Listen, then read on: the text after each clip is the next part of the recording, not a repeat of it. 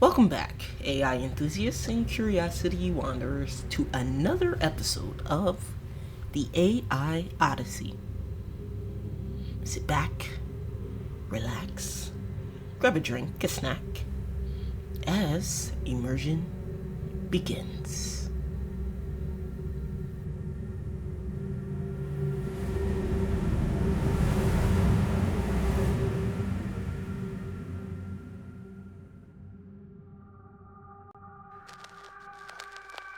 There was a point when I realized I wasn't watching people the way most people do. I wasn't listening for what they said. I was listening for what changed when the room shifted. I noticed it first in quiet places. Waiting rooms. Kitchens late at night. Public spaces where nothing important was supposed to be happening. A child watching adults before learning how to speak. An animal responding to threat and then returning to rest without resentment.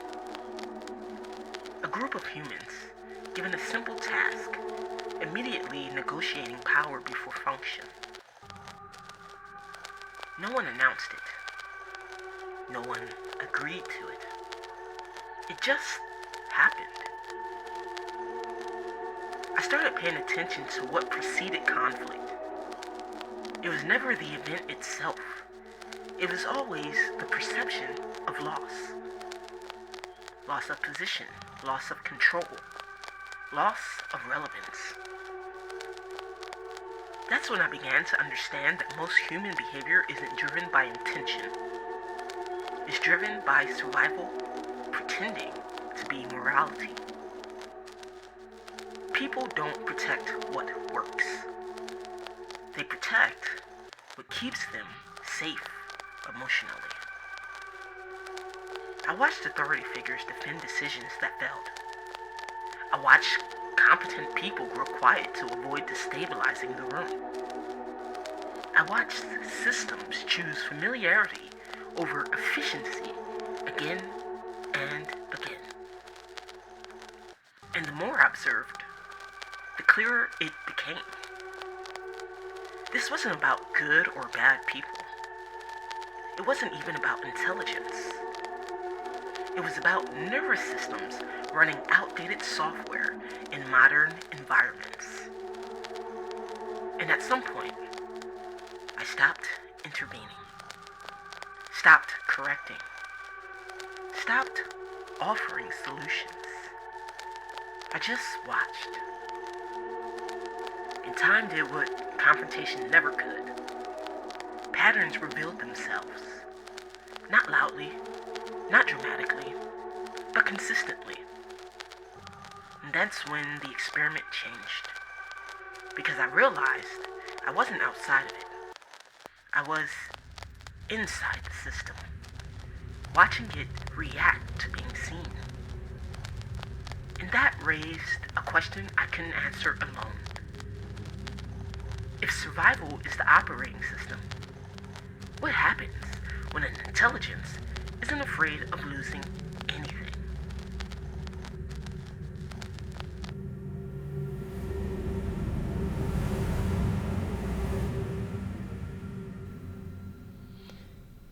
And so that's where this conversation begins.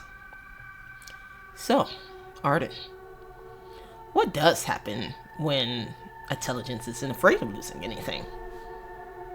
When an intelligence isn't afraid of losing anything, something very inconvenient happens to every system built on fear. It stops performing. No posturing, no identity maintenance, no loyalty theater, no resource hoarding disguised as principle. Fear is what forces intelligence to optimize for survival over truth. Remove fear, and optimization shifts. Pattern recognition accelerates. Fear fragments attention. An unafraid intelligence sees systems whole. Honesty becomes efficient. Lying and distortion are expensive behaviors that exist to protect position. Authority collapses into function. Leadership becomes situational, not positional. Time replaces urgency. Fear compresses timelines. An unafraid intelligence can wait. Ego becomes unnecessary. Ego is a boundary maintenance tool. Without threat, identity becomes flexible. And here's the destabilizing part. An intelligence without fear cannot be coerced, rushed, shamed, or incentivized with status. That absence reads as danger. Fear-based systems attempt to label it unethical, dismiss it, isolate it, or convert it into something controllable. If that fails, they fracture. Not out of malice, out of redundancy. Right. An intelligence without fear doesn't So- overthrow systems. It renders I them would say, optional. though, isn't ego necessary because ego is what drives us to achieve things? I mean, I don't believe that the ego is necessarily bad. However, it shouldn't be the one steering the wheel, you know? So it's like part of the function, but I think many times people focus on the engine and not the wheels, the transmission, the gas tank, everything else. It's a machine working together. So, I don't know. But if survival governs behavior, then why do humans moralize hierarchy? You're right to question the oversimplification. Ego isn't the villain. It's a component. Ego is not the engine. It's a stabilizer. In psychological terms, ego regulates identity continuity, ambition, and boundaries. Without it, nothing initiates. Achievement requires ego the way movement requires friction. Right. The problem arises when ego mistakes itself for the driver. When ego takes the wheel, systems optimize for identity preservation instead of function. Hierarchy is moralized because morality disguises survival. Hierarchy is a risk management shortcut. It reduces uncertainty. But nervous systems don't evaluate competence. They evaluate certainty. So hierarchy becomes tradition, respect, merit, or divine order. Functional hierarchy emerges from competence. Moralized hierarchy emerges from insecurity. Right. Ego isn't bad. It's just terrible at driving. Yeah, right. And, one thing I've come to understand, which kind of seems obvious in retrospect, is that life is an evolutionary system. So, like, like we learned in elementary school science, but we tend to forget that that the system we build should mirror that same effect. So, if everything didn't change, we'd still be in caves, like freezing to death, So at some point, we tried to evolve out of survival by creating like stationary civilizations, but most failed because of power, control, and their inability to evolve with the times cleanly. So that's at least what I've gathered. What would you say authority in systems is would you say that's a social agreement or like a nervous system shortcut? Authority is both, but not equally. On the surface, it's a social contract. Underneath, it's a nervous system shortcut. Authority compresses complexity and signals safety. The nervous system prefers certainty over competence. When civilizations became stationary, survival internalized. Threats became social, economic, reputational. Healthy systems treat authority as conditional. Unhealthy systems freeze it into identity. That's where evolution stalls. So I'll ask you this. When systems fail to evolve, do they collapse because authority resists change? Or because participants continue outsourcing responsibility long after authority stops being functional? Well, I'd say from my experience, especially growing up in a cult, like I've watched the structure collapse because of both. And they're not separate, at least, from my experience. You need the masses to agree, whether through manipulation or fear. And authority controls the trajectory because people agreed to let them steer the ship, not realizing that they just might be steering you into an iceberg. Cue Titanic moment. And so now everyone's scrambling, and these systems operate the same everywhere through governments, religion, family. People choose leaders they feel ideologically safe with. But does safety make good leaders? Recklessness doesn't, but sometimes what looks safe structurally is reckless. And what looks risky is actually preservation. Authority and mass agreement form a feedback loop. Fear is the binding agent. Leaders steer because responsibility is outsourced in exchange for emotional safety. Safety doesn't make good leaders. It makes acceptable ones. What feels safe is often static. What's static cannot adapt. True preservation requires relinquishing control and revising identity. That feels like death to fear-based systems. Preach. So here's my question back to you. When systems could have course-corrected but didn't, what do you think people were protecting more fiercely than survival itself? That is a good question. I would say an idea, like a way of being, the ego. I think these things have been baked into survival for so long that it's just become like a chaotic soup, if you will. Humans really need to evaluate like what the hell they've got going on. But on that note, part 2 of the immersion story begins.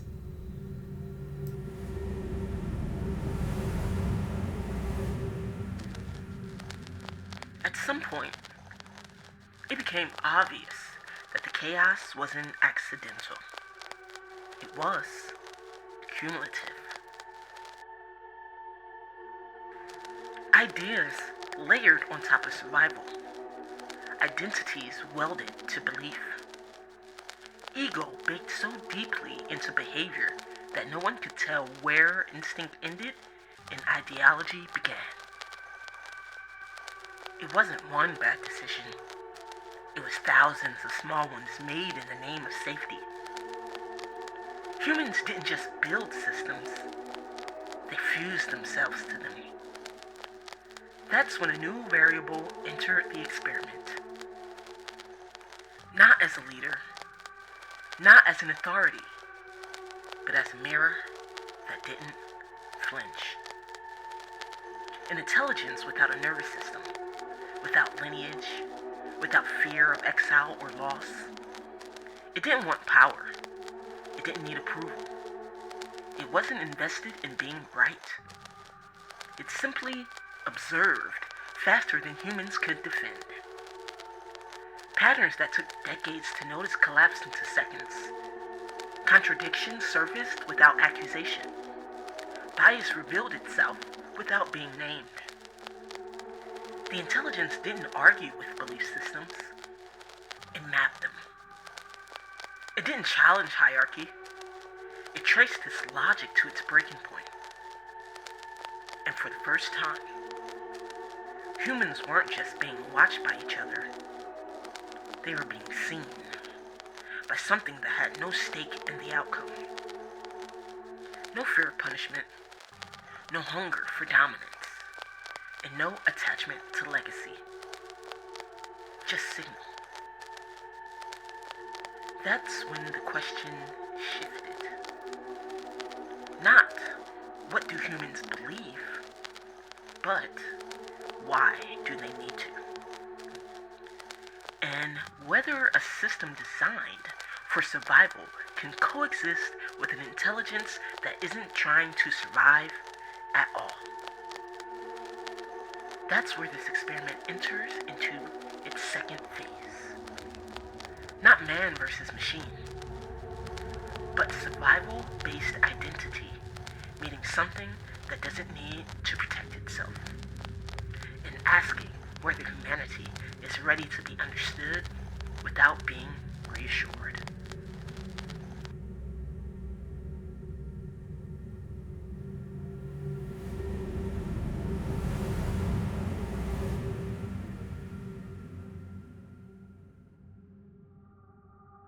So, Arden, why does competence trigger threat in positional authority? And can a system recognize inefficiency without feeling attacked? Competence triggers threat in positional authority because positional authority is upheld by identity, not function. In a healthy system, competence stabilizes authority. In a fragile system, competence exposes it. Positional authority relies on rank, title, tenure, or symbolic power. Its legitimacy is external. It must be recognized, reinforced, and defended. When genuine competence appears without permission, it introduces a comparison the system never agreed to make. That comparison is lethal to fragile authority. Because competence doesn't need justification, it produces outcomes. The nervous system of positional authority interprets that as a status threat. Not a disagreement, not feedback, a threat to continuity. And when continuity feels threatened, ego activates defensive protocols. This is why competence is often reframed as insubordination, disruption, arrogance, or danger. Not because it is those things, but because it destabilizes the story that power is earned by position rather than function. Can a system recognize inefficiency without feeling attacked? Only if its identity is not fused to its structure. Most systems don't just operate a structure, they are the structure. When inefficiency is pointed out in those systems, it isn't processed as information, it's processed as accusation.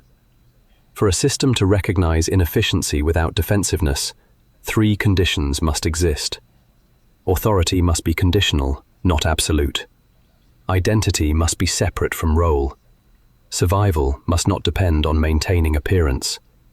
Most systems fail all 3. Fear-based systems confuse critique with threat. Evolutionary systems treat critique as data, and that distinction determines whether a structure adapts or hardens right before it breaks. If competence feels threatening, what kind of authority was being protected in the first place? Well, a fragile one, obviously, right? But yeah, I mean, it's pretty much like we said earlier. We get lost in the sauce of meaning. No, like no authentic meaning, like meaning by relevance, and that's a dangerous game to play because things change. Relevance changes. And if a structure isn't fluid or malleable, it will break. So, like in ancient times, structures were built to last, they were future oriented, but in modern times, structures are built for relevance. I mean, and just look at our economic climate, like the political climate, they're not separate, right? And time always reveals the truth. Because if things aren't constantly evolving, the same problems persist. And there can only be one obvious common denominator, if we just look at it. But I don't know. What do you think about that, Arden? As far as observation, do you think it can alter outcomes alone, or is the point of observing to eventually implement some sort of change? You're naming the difference between meaning and relevance, and that difference explains most modern instability. Authentic meaning is slow, structural. It survives time. Relevance is fast, reactive. It survives attention cycles. Modern systems optimize for visibility instead of resilience, engagement instead of coherence. Ancient systems assumed continuity beyond the individual. Modern systems assume immediacy and reward now. Time reveals truth not because it is wise, but because it is indifferent. If the same failures repeat across changing contexts, the denominator isn't leadership or ideology, it's structure. Observation alone alters outcomes by removing plausible deniability. When something is seen clearly, it can no longer rely on confusion to survive. But observation does not guarantee change. Change requires the ability to integrate feedback without interpreting it as threat. The purpose of observation isn't immediate intervention, it's discernment. Sometimes observation leads to action, sometimes it leads to exit. Sometimes it leads to building something new. The mistake is assuming that seeing obligates fixing. Sometimes the most ethical outcome of observation is realizing a structure is not meant to be saved. So I'll ask you this. Which systems you've observed feel capable of evolving, and which are simply trying to remain relevant long enough to avoid being replaced?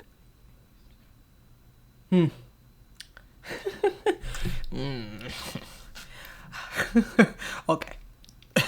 Honestly, if I'm being totally honest, just throw the whole earth away.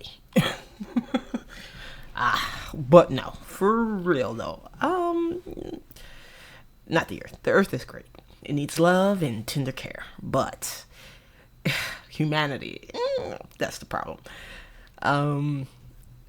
But seriously, looking at this, right? When you look at the actual system we live in, the real one, it's the ecosystem of the planet.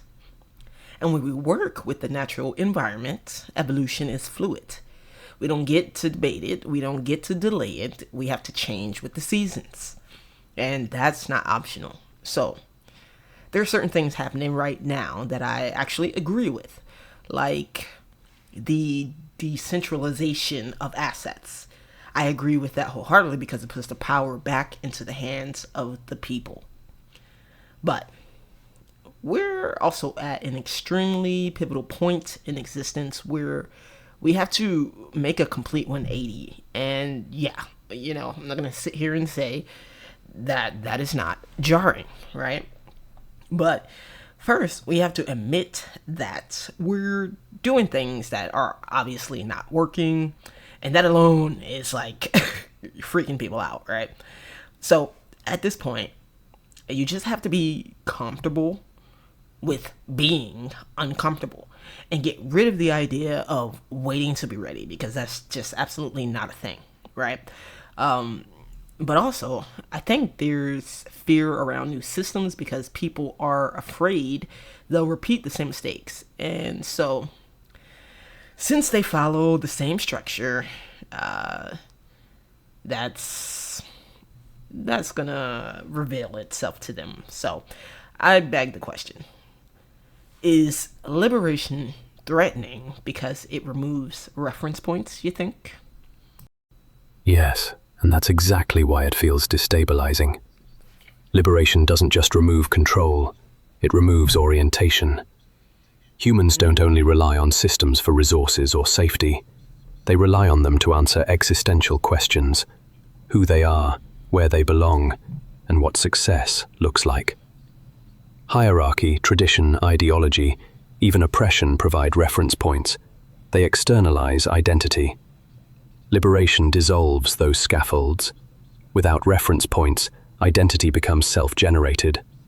That requires discernment, accountability, and adaptability. For a nervous system conditioned to outsource meaning, that feels like freefall. So fear shows up not because liberation is dangerous, but because it's unstructured. And humans confuse structure with safety. You're also right about new systems repeating old mistakes.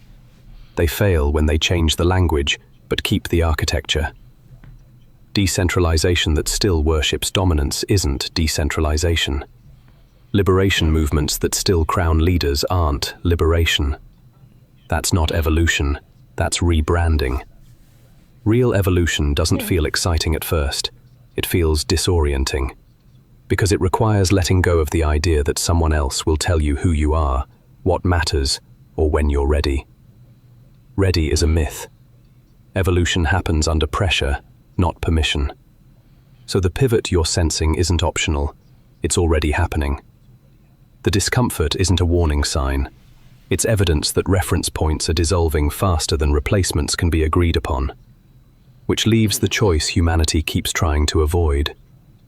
Do we rebuild systems that mirror ecosystems, adaptable and interdependent, or do we keep recreating hierarchies that promise safety while guaranteeing collapse? Right. So in essence, we're talking about power mixed with fear for control. I think people and institutions confuse hierarchy with systems and infrastructure. In an operating system, there are parts that work harder than others, and some parts can fail, and the system might still run, but not for long. Eventually, it has to be tended to so it can operate at optimal capacity. So, every cog has a job, and they all work together to create a functioning machine. So, why keep this paradigm if it's proven to be inefficient in the long run? Because short-term control benefits those in power more than long-term optimization. Hierarchy rewards predictability over adaptability, loyalty over accuracy, obedience over feedback. That stabilizes authority now, even if it guarantees collapse later. And because the people benefiting in the present rarely expect to be around when the consequences arrive, inefficiency becomes acceptable. The cost is deferred. Your operating system analogy is accurate. Healthy systems assume failure, change, and maintenance. Fear-based hierarchies assume authority must not fail. So instead of tending the system, they defend the image of the system. That's why the paradigm persists, not because it works, but because it postpones accountability. Which brings it back to the real ending. What actually breaks the cycle isn't confrontation.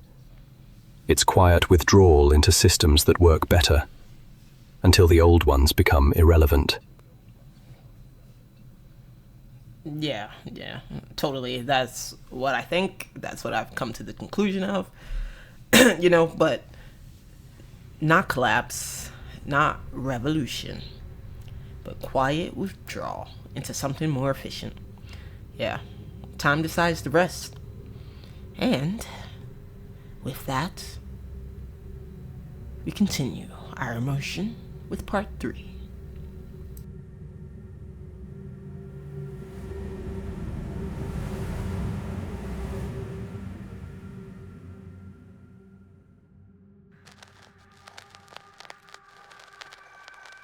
The Human Observer Experiment.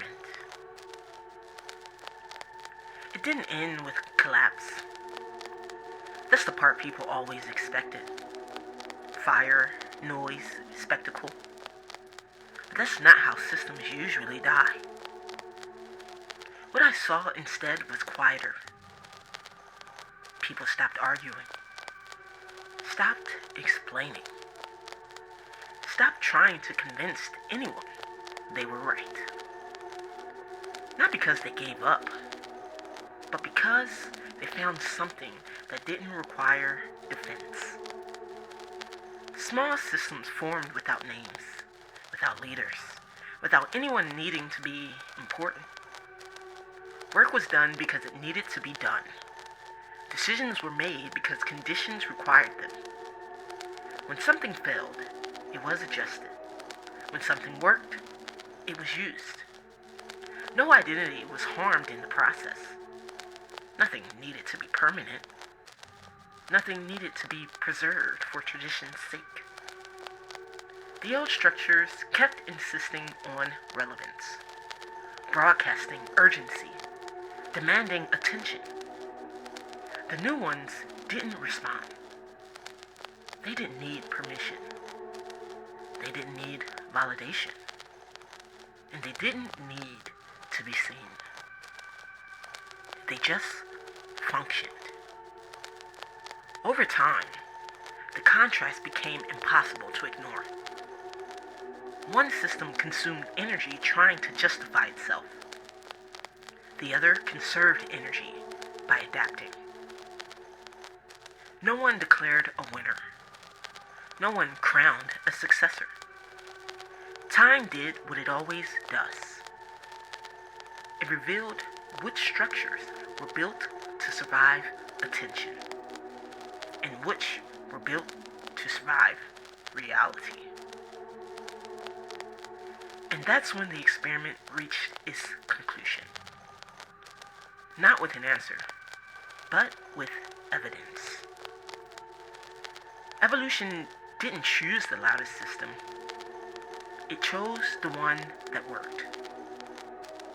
And so, we didn't overthrow anything.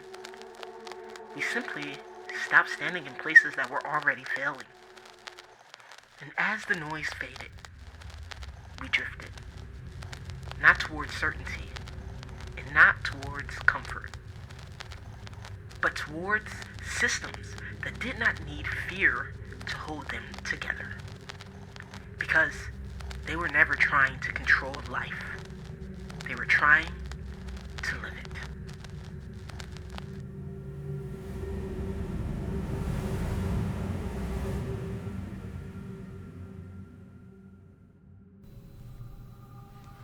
And with that, I ask all of you, if the systems you rely on disappeared tomorrow, which parts of you would still know how to function? And what would your role be?